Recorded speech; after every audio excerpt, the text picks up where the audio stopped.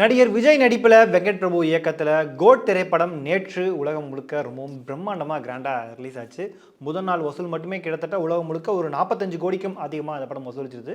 But Leo படத்தை விட இந்த படத்துடைய வசூல் கொஞ்சம் கம்மி தான். இந்த படம் ரிலீஸ் ஆனப்பவே இந்த படம் மீது நிறைய விமர்சனங்கள் வைக்கப்படுது. குறிப்பாக நிறைய பழைய படங்களுடைய தாக்கம் இந்த படத்தில் இருக்குது. குறிப்பாக விஜயகாந்த் அவர்கள் நடிப்பில் வெளியான ராஜதுரை படத்தில் இருக்கக்கூடிய கதையை தான் அப்படியே வெங்கட் பிரபு உல்டா பண்ணியிருக்காரு அப்படின்ற தகவல்கள் வெளியாகிட்டு இருந்தது.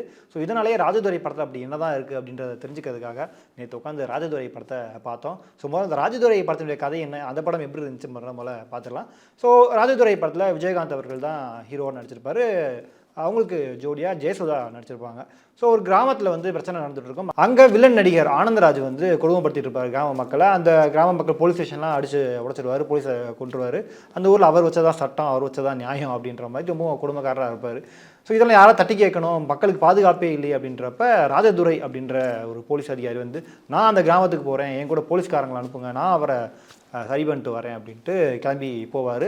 அந்த ஊரில் கொடுமை பண்ணிகிட்டு இருக்கிற அந்த ஆனந்தராஜ் கேரக்டரை கோர்ட்டில் ஏற்றி அவருக்கு சிறை தண்டனை வாங்கி கொடுத்து அந்த ஊர் காவல்துறையெல்லாம் போலீஸ் ஸ்டேஷன்லாம் க்ளீன் பண்ணி அந்த மக்களுக்கு ஒரு நல்ல ஒரு இதை கொடுப்பாரு. ஜெயிலிருந்து திரும்பவும் வெளியே வரக்கூடிய ஆனந்தராஜ் எப்படியாவது இவர் பழி வாங்கணும் அப்படின்றதுக்காக அவருடைய பையன், அதாவது விஜயகாந்த் அவருக்கு ஒரு பையன் இருப்பார். அவர் கேரக்டர் பேர் விஜய்னு தான் வச்சுருப்பாங்க. ஸோ அவரை இவன் எப்படியா கடத்தி இவனை நாம வளர்த்து இவன் மூலமாகவே அவனை பழி வாங்கணும் அப்படின்னு நினைப்பார். ஸோ அதே மாதிரியே ஒரு நாள் வீட்டில் குழந்தைக்கு சோறு ஊட்டிகிட்டு இருக்கும்போது இந்த குழந்தைய கடத்திட்டு போயிடுவாங்க. ஸோ குழந்தை காணாமல் போயிடுச்சு அப்படின்ட்டு இவங்க அப்படியே விட்டுருவாங்க. பட் ஆனால் அந்த குழந்தைய எடுத்து ஆனந்தராஜ் அவர்கள் வளர்த்துட்ருப்பார். அவர் தான் இன்னொரு விஜயகாந்த், குட்டி விஜயகாந்த். அந்த கேரக்டர் பேர் அருண் அப்படின்னு இவர் வச்சுருப்பார். அதாவது இவங்க வச்சிருந்த பேர் ஒரிஜினல் பேர் விஜய், ஆனால் ஆனந்தராஜ் அருண் பேரை மாற்றி இவர் வச்சு வளர்த்துட்ருப்பார். ஸோ ஒரு கட்டத்தில் ஒரு சந்தீப்பில் யார் இவன், அதாவது ஆனந்தராஜ் அவர்களை தப்பான வழியில், அதாவது போதைப் பொருள் கடத்துறது, துப்பாக்கி இது பண்ணுறது, இந்த மாதிரி இல்லீகலாக நிறைய ஆக்டிவிட்டீஸுக்கு அவரை பயன்படுத்திட்டு இருப்பார். அவருக்கு ஒரிஜினலாகவும் இன்னொரு பையனும் இருப்பான். ஸோ இந்த மாதிரி தான் கதை போயிட்டுருக்கோம். ஒரு கட்டத்தில் யார் இந்த கூட்டத்தெல்லாம் பண்ணுதுன்றது அப்படின்னு தெரிய வரும்போது பார்த்தா தன்னம்பாதையே உருவமாக இருக்க ஒரு பையன் இவன் இப்படி பண்ணிகிட்டு இருக்கான், ஒருவேளை நம்ம பையனாக இருப்போம் அப்படின்ட்டு இவங்களுக்குலாம் சந்தேகம் வரும். பட் ஆனந்தராஜ் ஒரு கட்டத்தில் அதை சொல்லிடுவார். ஆமாம், அவர் தான்ப்பா அவனுடைய ஒரிஜினல் அப்பா, அவங்க தான் அவனை பெற்றது, நான் அவனை வளர்த்துக்கிட்டு தான் இருக்கேன், நான் இவங்க அப்பாடியே போயிருப்பா அப்படின்றது. இல்லை நீங்கள் தானே வளர்த்தீங்க, நான் அவங்க கூட தான் இருப்பேன் அப்படின்ட்டு இந்த விஜயகாந்த் சொல்லுவார். அது அருண் கேரக்டர் சொல்லுவார். இவரை கண்டா அவருக்கும் பிடிக்காது, ஏன்னா அக்யூஸ்டாக இருப்பார் இவர், போலீஸ்காரன் பையன் திருடனா அப்படின்ற மாதிரி. இந்த பெரிய விஜயகாந்துக்கும் அவரை பிடிக்காது. பட் ஒரு எமோஷனலாக அவங்க அம்மாவுக்கு இத்தனை வருஷம் வச்சு பார்த்துருக்கோமே, எப்படியாவது நம்ம பையன் நம்ம கூட வந்துடணும் அப்படின்னு நினைப்பாங்க. இந்த நிலையில் ஆனந்தராஜ் இவரை வச்சு இவரை பழி வாங்கணும் அப்படின்ற ஒரு வெறியோடவே இருப்பார்.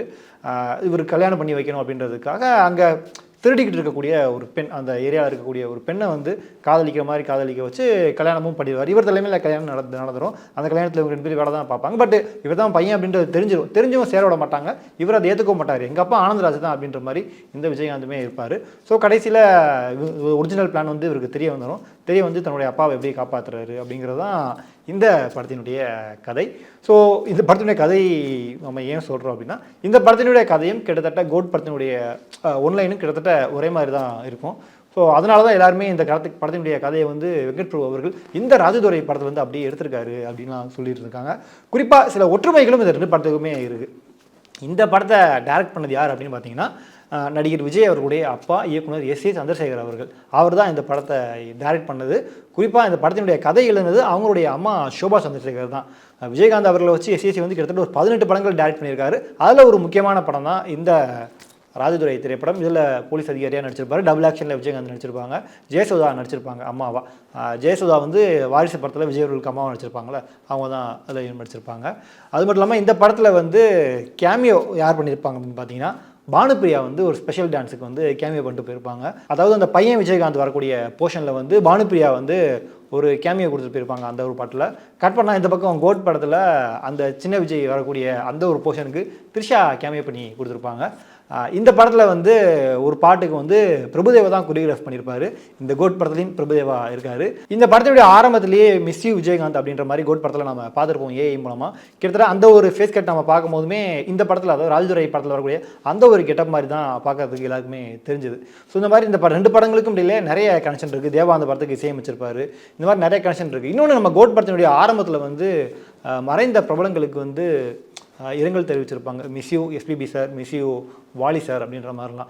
வாலி அவர்களும் இந்த படத்தில் ஒரு பாடல் 2 பாடல் எழுதியிருக்காரு. எஸ்பிபி அவர்களும் இந்த ராஜதுரை படத்தில் வந்து பாடியிருப்பாங்க 2 பாடல்கள். கிட்டத்தட்ட இந்த 2 படத்துக்கும் வந்து நிறைய கனெக்ஷன்ஸ் இருக்குது அப்படின்றதுனால தான் எல்லாருமே சொல்லிட்டு இருக்காங்க இந்த படம் வந்து ராஜதுரை படம் மாதிரியே இருக்குது அப்படிங்கிறது. பட் வெங்கட் பிரபு அவர்கள் இதை பார்த்தாரா அப்படிங்கிறது தான் தெரியல. அது பார்த்தா தான் இன்ஸ்பயர் ஆனாரா அப்படிங்கிறது தெரியல. பட் கோட் படம் எடுத்துக்கும் போது நிறைய படத்தினுடைய இன்ஸ்பிரேஷன் இருக்குது. தமிழ் சினிமாவில் இந்த மாதிரி டபுள் ஆக்ஷன் படங்கள் நம்ம ஏற்கனவே சில படங்களை பார்த்துருப்போம். நமக்கு ஜெமினிமேன் படமும் கூட ஞாபகத்துக்கு வரும். கிட்டத்தட்ட காட்சி அமைப்புகள்லாம் அந்த மாதிரி தான் இருக்குது. ஸோ ராஜதுரை படத்தினுடைய கதை இதுதான்.